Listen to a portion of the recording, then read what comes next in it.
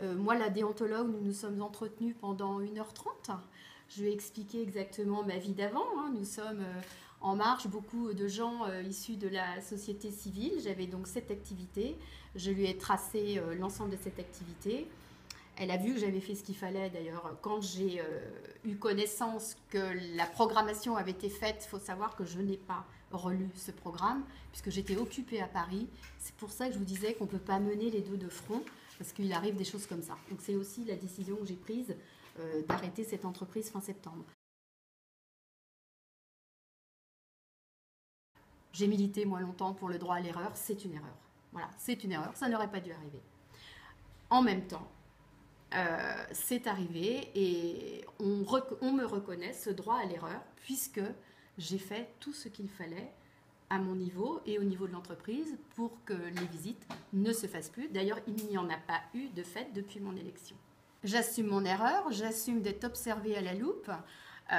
C'est vrai que je suis meurtrie de cette histoire parce qu'on préfère avoir une bonne image.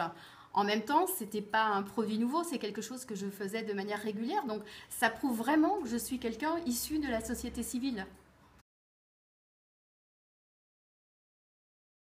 Donc je me suis exprimée au niveau des grosses têtes parce que pour moi, c'était pas une émission faite par des journalistes. C'est une émission humoristique, enfin satirique, on peut l'appeler comme on veut.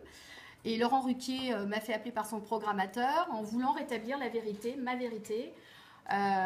Et donc j'ai eu envie de le faire. Voilà, j'ai eu envie de le faire. Il n'y a pas d'autre raison.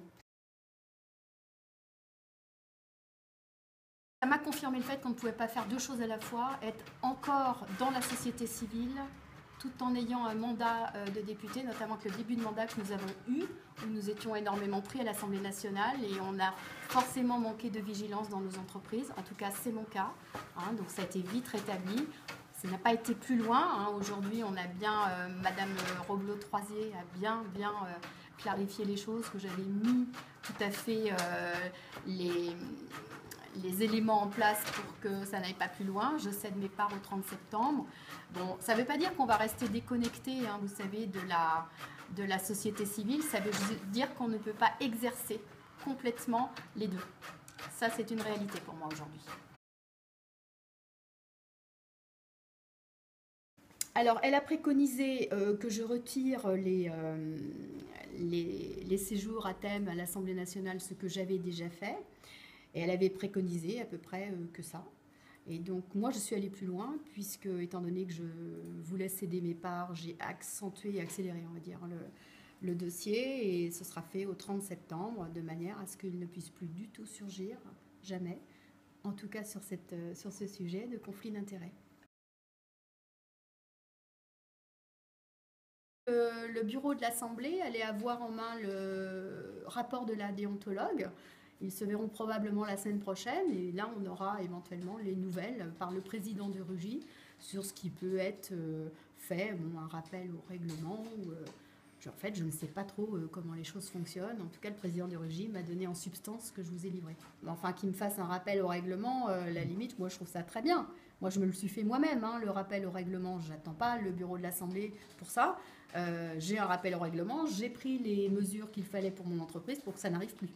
Donc, j'entends bien un rappel au règlement s'il y en avait un. On va instaurer le droit à l'erreur, parce que moi, je participe du fait aujourd'hui que j'ai le droit à l'erreur. Je suis partie dans la campagne d'Emmanuel Macron. J'ai été élue le 18 au soir. Le 19 au matin, je prends un train pour aller à l'Assemblée. Je suis quasiment pas revenue au moment du fait des 13 textes que nous devions voter. Et donc, soit on va imaginer que pour les prochains mandats, il faudra une période tampon, si vous voulez, pour les gens de la société civile, entre le moment où ils sont élus, prennent leurs fonctions pour se mettre vraiment d'équerre au niveau de la déontologie, ou alors prévoir avant, mais c'est quand même un peu prétentieux de prévoir avant qu'on va être élu. Non, aujourd'hui, c'est bien le statut du député qui va être en question dans un des chantiers de l'Assemblée nationale, parce que c'est vrai que quand on demande un renouvellement et qu'on ouvre à la société civile, le problème se pose sur beaucoup de gens qui ne peuvent pas, c'est pas comme dans la fonction publique où on va se mettre en dispo et revenir dans 5 ans. Dans les sociétés, ça n'existe pas et ça va être Ça peut être un problème, et là aujourd'hui, il y a le statut des députés qui va être étudié par un groupe de travail à l'Assemblée nationale.